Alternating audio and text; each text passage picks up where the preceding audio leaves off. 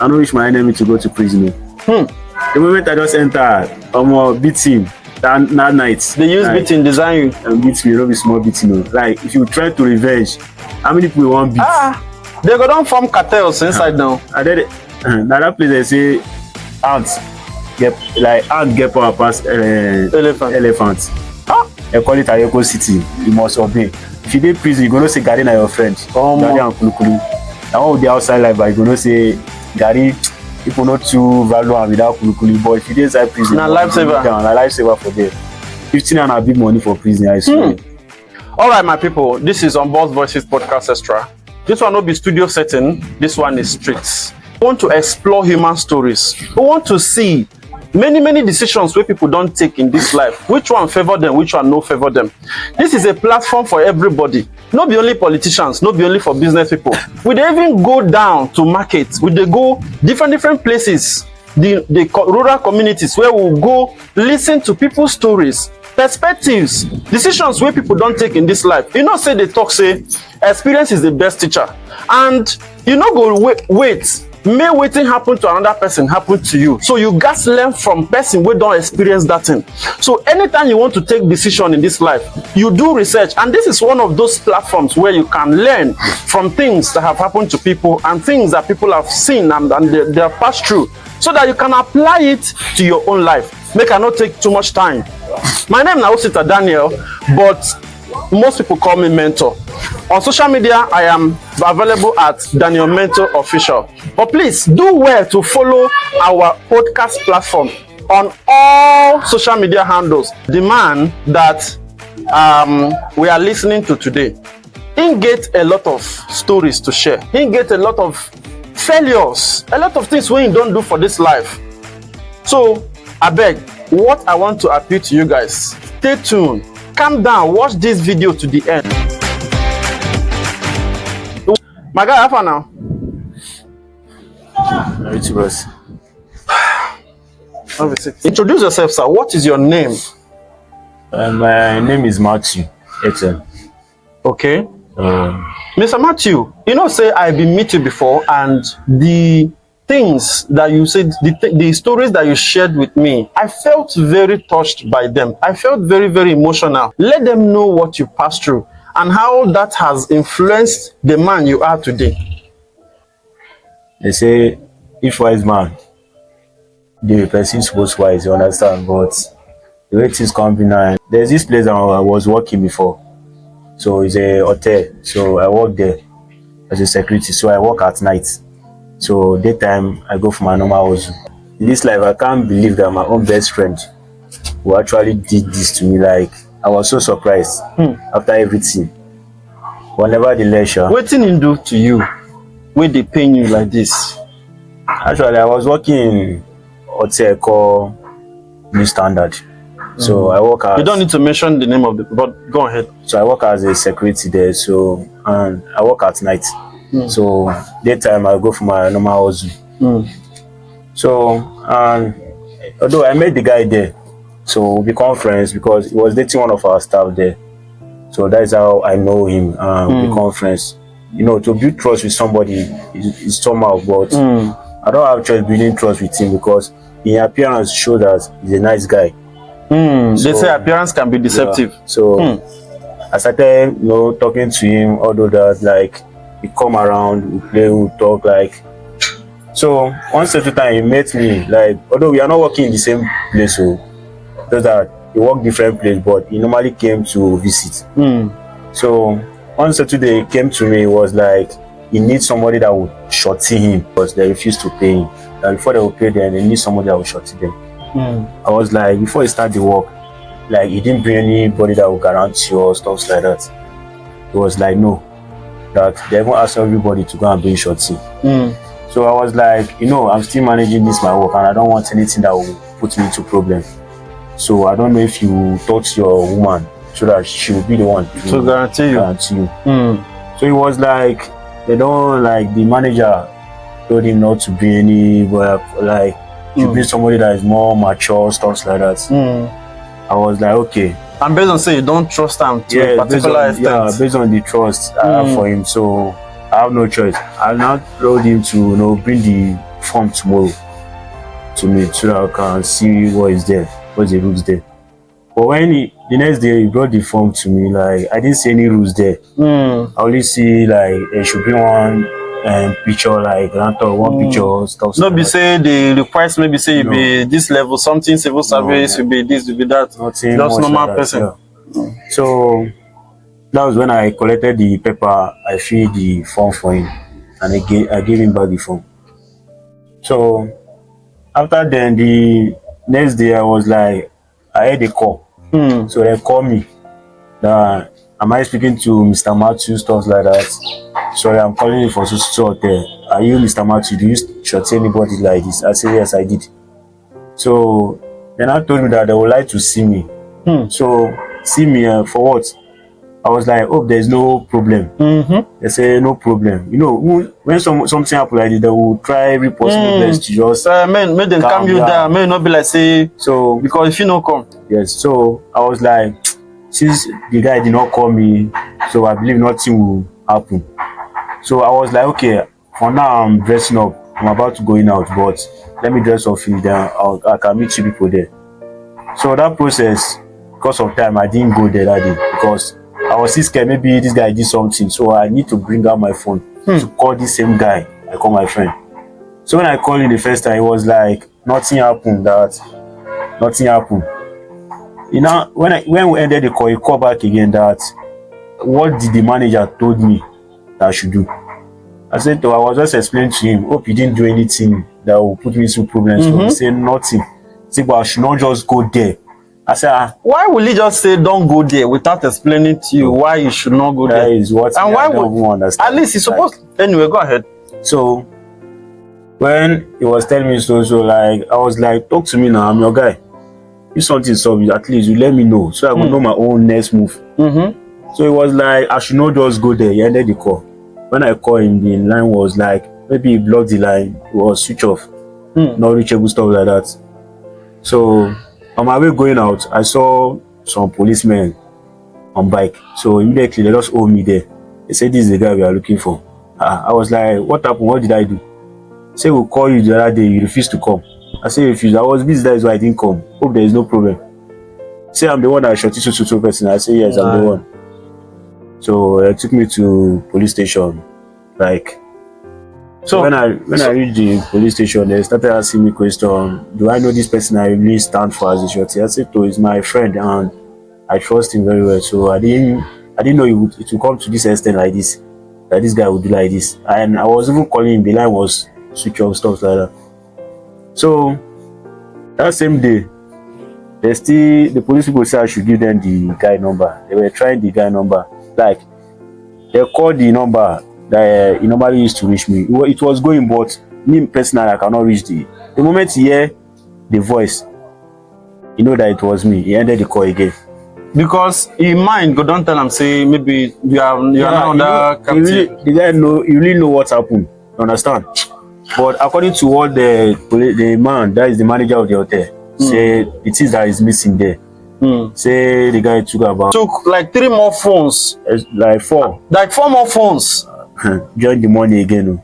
I think in the same month that he started the work, that you shorted him for. In the same month. Like, so I was like, 700k. Where am I going to see all those kind of money? Because my mother is even sick.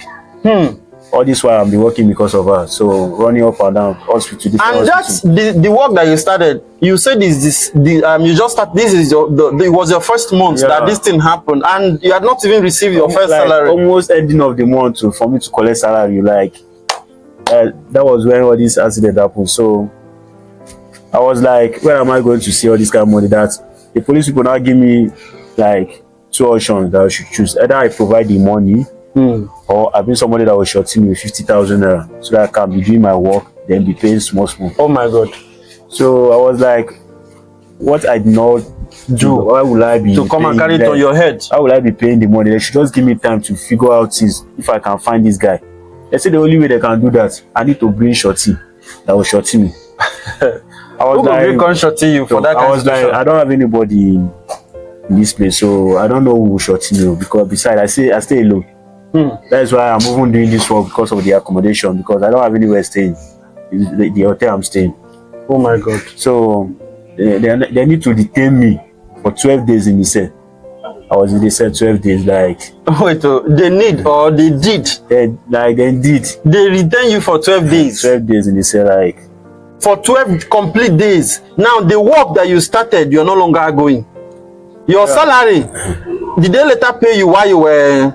I mean, within those 12 days, did you receive your salary? Well, like when I was in the cell, like I even called the person I'm working with, like what the come man, and help you yeah, what the man would say that he didn't send me to go and shot anybody, stuff like that.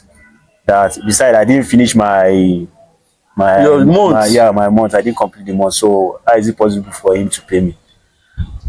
So he ended Some the call. people can be heartless. So when he ended the call, the next day, the prosecutor, according to that is what they call the man, the policeman, they call him prosecutor. So he came around, like we were 3 inside the cell. So they say they are taking us to court since we don't have anybody to shut yours so that we can come out. They took us to court. From court, they now read the rules about the any punishment that we find ourselves into. So they read the law for us, like court still give us more time to see if we can figure out somebody that will shut us that moment. Like besides, they even seize my phone in my working place. There's no means of communication. Who seized your phone at your working place? Like my boss seized your phone. Yeah, Why did he seize your phone? The accident happened, he collected the phone. So why? I want to know why he seized it. Is it that did you steal something from the place, or did you take anything from him? I wish I wouldn't take anything. There is room better. Like, so why would he just seize your phone now? And then although before the thing happened, I was plugging the phone inside before I left. That was when the police people came. I was plugging the phone inside. So when I reached the police station, I was trying the line. Your line. We were 2. So they didn't give you the time, the opportunity to go and pick your phone that you plugged. So when we were in the court, we saw prison motto just appeared. So just like that. Inside me, I was just praying God. So finally, I'm going to prison, like somewhere that I've never been in my life since. I was just crying, just praying to God. Like that moment, I was just begging the prosecutor that let him give me time. At least he can help me. At least he can help me. Anyhow, he's a man like me. It was like, he can't do anything. I need to just bring that shorty. Stuff like that.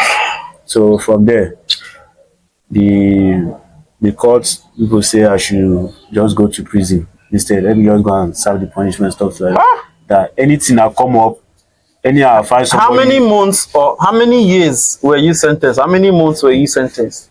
Although they give me 1 year, I should spend 1 year in prison, sure. But for what you did not know about. Oh my God. This is a very big lesson, because sometimes you can feel you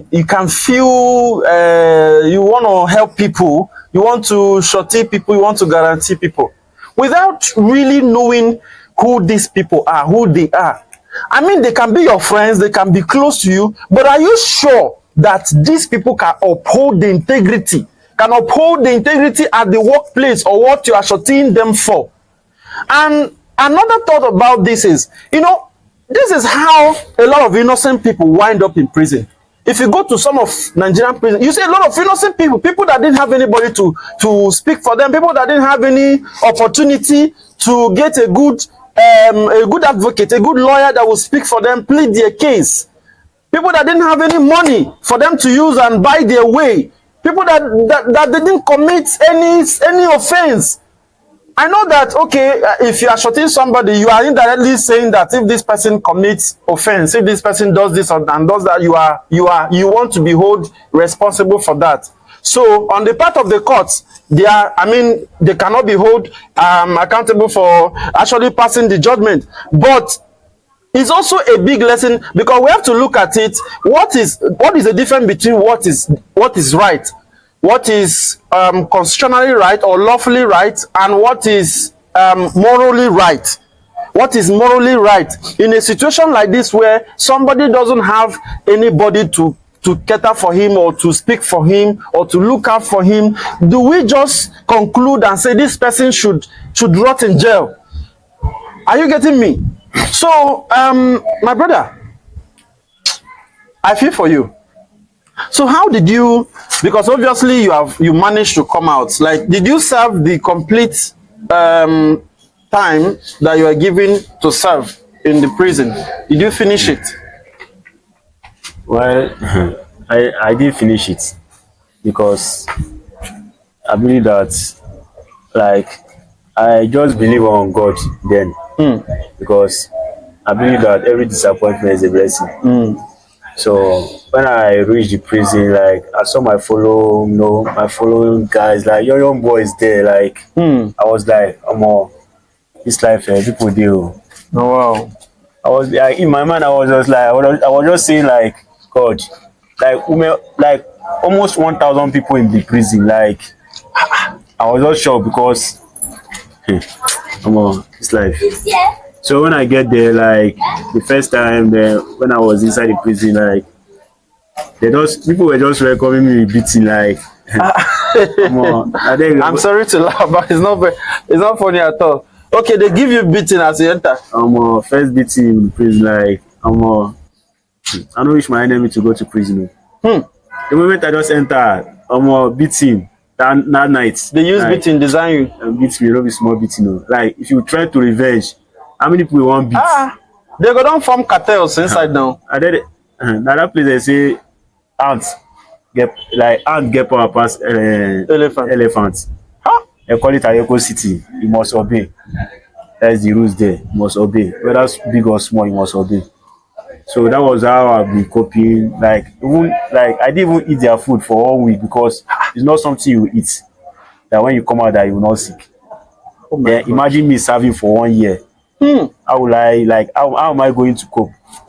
With the little money I'm having, I'm just managing. Like if you dey prison, you gonna say Gary na your friend. Gary and Kulukuli.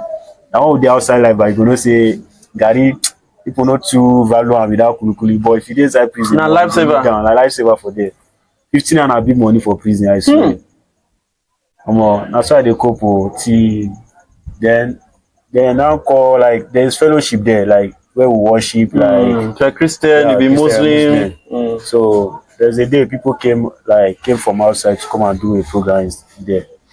So on my own, I was just coming out for it's not anyhow they open for people because maybe some of them may decide to run stuff like that, because I normally see chain in most of them there because they say they try to escape, they call them escapee. They try to escape, so they normally put so people will be saying they don't see the opportunity to escape before they try to escape, and then they were held back. They were captured. They chained them.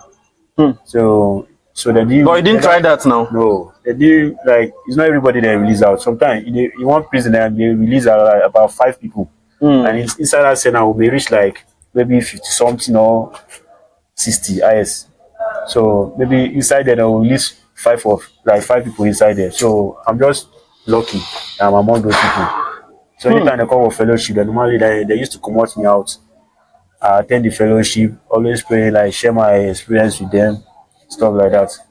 So everything they will just be telling me, I should just believe that I will come out there. You understand? So on my hope that I believe that God will do something. Since they give me 1 year, I believe God will do something. So tell us the story about how you later succeeded in coming out. What situations? You also mentioned that at some that when all of this was happening, that your mom was also sick. So were you while in prison? Was there a way you could communicate with her to know how she was doing, and how were you able to handle all those anxiety and depression? Well, when I was in prison, although there's this girl I was dating then before all this thing happened. Although she know everything about me, my lifestyle, stuff like that. And she warned me about this shorting somebody. Because she normally say that I'm a good Samaritan, stuff like that. I used to do good Samaritan for people. So when this accident happened, like she refused to call. Like she didn't call me like all those days because I have a number of it. So when I was in prison, I normally communicate with her. Like she'll be thinking maybe I'm lying, stuff like that. So she didn't even know that you were passing through distance. I'm telling you. So she didn't know that I'm was it distant relationship? She stays in, although she's in Abuja here before she traveled to Calabar. Okay, but at the time that this thing was happening to you, she was Yeah, she not was in not around. Abuja. Yeah, she's not Okay. in Abuja. So when my phone, because I didn't take my phone to the prison, so my phone was my working place before this thing happened. So when I call her, I say, okay, since you didn't believe I'm in prison, okay, I want you to talk to these call people so that you know that truly I'm in the prison. So when she was talking, she now like the next thing she just started crying. I said, this is not time for cry now. Hmm. You want me say just be praying for me that I should come out in this place. What I just need for you is to just send me my mom's number so that I can communicate with them, stuff like that. She was like, where is my phone? I said, even though my phone is with me, they can't allow us to use phone here because that's the That's rules. you are Yeah, in that's the prison rules now. there Yes. because I'm in prison. It's not allowed. Mm. And besides, where I'm here, where I did now, I have to pay money to make call. Now it's what they do for you. So she was like, she don't have my mom's number, stuff like that. But she has my brother number. And I say, okay, send me my brother number. So when I call my brother, we communicate. Even my brother too did not believe until later. And now, so the shock. Now I don't know who told my mom see that, because I was pleading my brother not to let my mom see to know that see I am and stuff like that. So for me, I believe that that shock again is among what killed her, stuff like that. No, So you I don't was have. in You it. don't carry that kind of thought in your heart. No, it could have been from any other thing. So But I understand. I was Understand in how a you prison feel. when I lost her. I did 3 months there. But I believe with Okay, you my lost her. prayer. She Yeah, died. she died. I was in the prison when I lost her. I lost her that May 20. So I did 3 months in the prison. But I believe my prayers and my midnight cry, oh, is among what bring me out. And I'm really grateful. Nothing like freedom in this life. Oh. Mm. So anywhere you are feeding or having something to put in your mouth, Any small thing you yeah. have, share it. So you need to just avoid anything that will just be put Put into in trouble. trouble. They don't even need to tell you before you know that this thing will put you in trouble. Like I'm not going to advise anybody to short anybody in this life because you don't know who is who.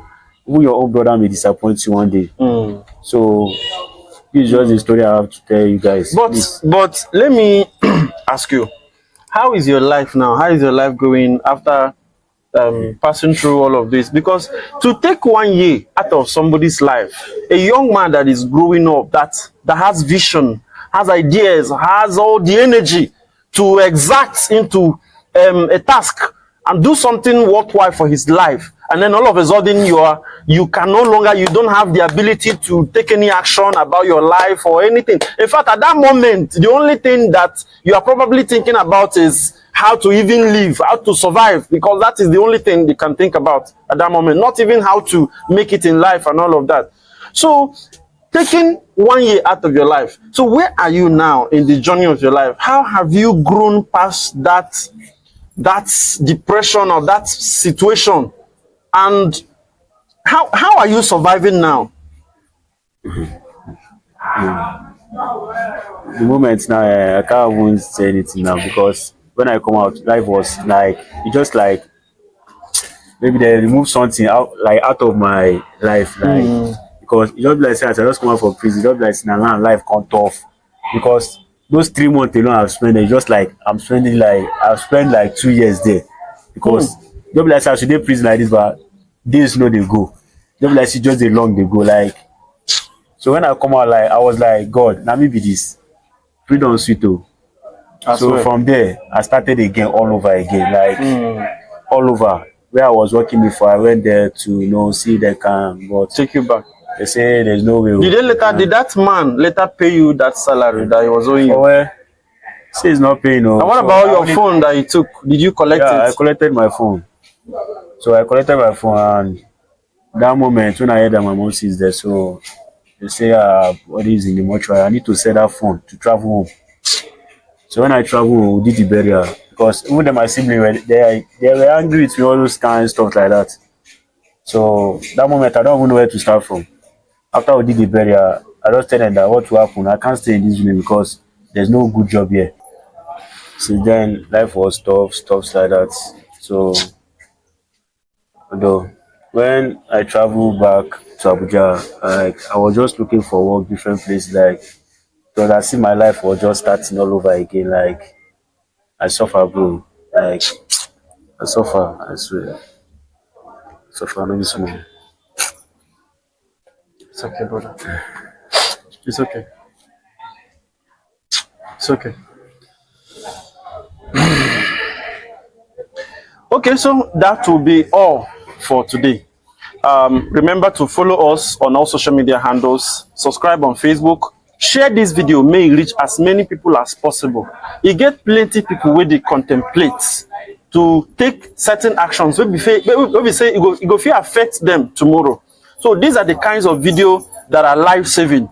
So share this video, comment your thoughts. If you have anything for this young man, if you have anything to support his life, you are also free to reach out to me personally. I will reach out to him. And remember that Unboxed Voices podcast is a platform where we amplify human stories, amplify voices, amplify stories about journey, about human journey, about your successes, about failures, about your impact. We dey talk with business people, entrepreneurs, we dey talk with politicians, we dey talk with government people, government personnel, we dey talk with even religious leaders, we dey talk with cultural leaders, and we even dey talk with ordinary Nigerians, just like this my brother wey be say him pass through many things. And at this point in time, I want to also say thank you for staying through. See you next time. My name is Osita Daniel. I am popularly known as Mentor.